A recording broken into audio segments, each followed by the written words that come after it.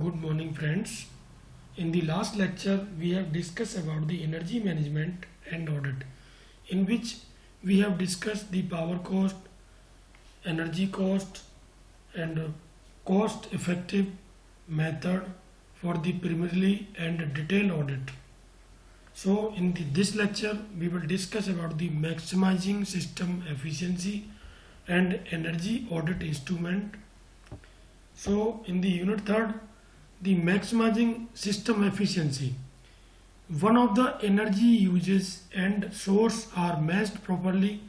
The next step to operate the equipment efficiently through best practice in operation and maintenance as well as judicious technology adoption. Some example in the constraint are estimated steam leakage by trap in improvement, maximize condensate recovery, adopt combustion control for maximizing combustion efficiency, replan pump, fan, air compressor, refrigeration compressor, boiler, furnace, heater and other energy consuming equipments wherever significant energy efficiency margins exist. Now next topic is fuel and energy substitution. So in recent days the fuel are used as oil, coal and other type of fossil fuels.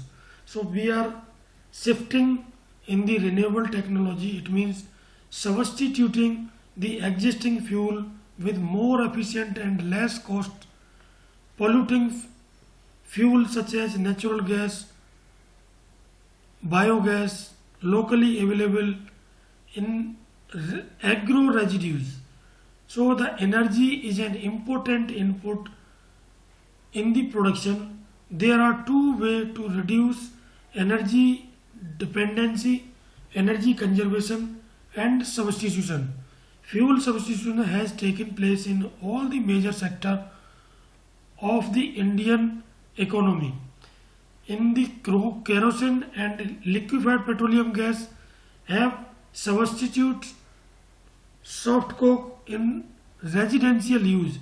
Few examples for the fuel substitution are following. That means natural gas is increasingly the fuel of choice as fuel. Replacement of coal by coconut shell, rice husk, etc. etc. Few examples for energy substitution such as replacement of electric heater by steam heater, replacement of steam based hot water by solar steam. And now next topic is energy audit instrument. So in the energy audit instrument, which is measure the any quantity related to energy or related to electrical energy, that is called energy audit instrument. So in the energy audit such as identification and quantification of energy necessity measurement, these measurements require the use of instrument. That means these instruments must be portable, durable, easy to operate and relatively inexpensive. The parameters generally monitored during energy audit may include the following: that is basic electrical energy parameter, that means current is AC and DC or system is AC and DC, voltage, current, power factor, active power, reactive power, apparent power, and energy consumption in kilowatt and frequency and also in harmonics. So the key instrument for energy are listed below. Electrical measurement instrument. These are instruments for measuring electrical parameters such as kVA, kilowatt, power factor and frequency, and also reactive power. And next is combustion analyzer. The combustion analyzer which is measure the various gases, that means O2, carbon monoxide, NO, nitrogen oxide and sulfur oxide. And next is fuel efficiency monitor. Oxygen and temperature of the fuel gas is monitored or measured by the fuel efficiency monitor. Firewriters. A separate firewriter can be used for oxygen and carbon dioxide. Contact thermometer. These are the thermocouple which measure, for example, flue gas, hot air, hot water temperature by insertion of probe into the steam. Infrared thermometer.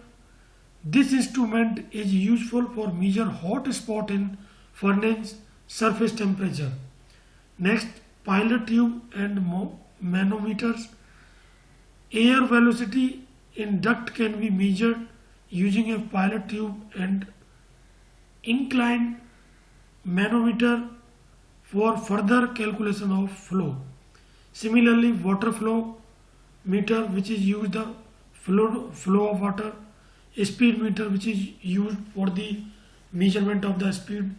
Leak detector, which is used the ultrasonic instrument and are available, which can be used to detect the leak of compressor air and other gases and detect with human ability.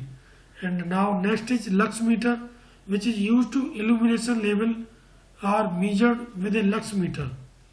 Now next topic is facility as an energy system. There are various energy system utility service provide the required type of secondary energy such as steam, compressor air, chilled water, etc. to produce facility in a manufacturing plant. So these energy uses in the overall plant can be split up to various forms such as electrical energy, which is usually purchased as high tension and converted into low tension supply for end user. Some plants generate their own electricity supply and some using by the DGing and some using by the captive power plant. Fuel such as furnace, oil, coal purchased from the converted into steam electricity, and boiler generate the steam for heating and drying demand.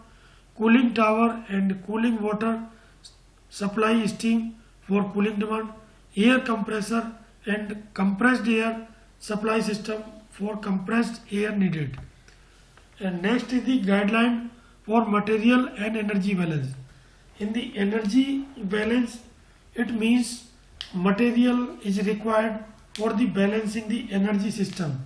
So we always choose the recycle steam, that means material and energy within the envelope. The measurement unit may include time factor or production linkage. Consider a full batch as a reference. In case of batch operation, it is important to include startup and clearing operation consumption of all material and energy resources. Calculation the gas volume at standard condition. In case of shutdown losses, averaging over long period may be necessary. Highlight loss and emission at part load operation if prevent. For each steam which applicable, indicate energy quality, that means pressure, temperature, kilocalorie, kilowatt, ampere, volt, etc. And now next is while preparing material and energy balance, precision of analytical data, flow and energy management have to be accurate, especially in case of short time span reference. So thanks for the patience for listening this lecture.